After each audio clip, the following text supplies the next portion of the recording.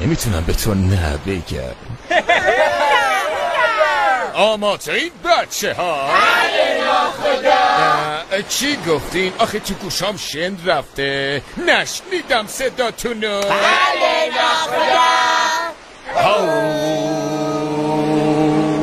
زندگی میکنه تو آنانا، زرد و سوراخ و نگلاس، عاشق آبه اون تو دریا، روی عرشه ما جای صفاست.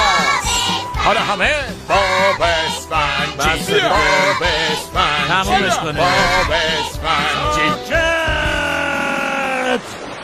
بله من این آهنگو دوست دارم. چرا ساکت؟ از این آهنگ خوش ما نیومد و قطعش کردیم. آهنگ خودتم داغونه. گمونم تو سزاواره. صبر کن، اصلا تو کی هستی؟ صدیقه حالی نمیشه با بری پاچه شیشه، با دیدن آشقال تو زرد میری هر طرف. من سفر میکنم توی زمان، بافتر میشکافم توی آن. هرچنگه رو نجات دادم، رب و بهتون یاد دادم. اونن دیگه خیلی خسته بجم بلش نمیرسه، ازتون میخواد سریعا گوش زود به حرف من. نسلی حتی یکم شد اینجا گلم ماس ساکت بشینین نگه بسته، ریزتون ازتون که بسته. صحبت نکن دیگه حوصله‌تو نداریم، بوکندوی گنده تو خیلی بیمار و اقیانوسا میکنیم پرواز رو ابرا. دماغی تو کلته شدی مثل آتش بشان که دنبیل و بدجنسه، واسه خالی از مثل تنها توی فضاست. خودش شیخیه.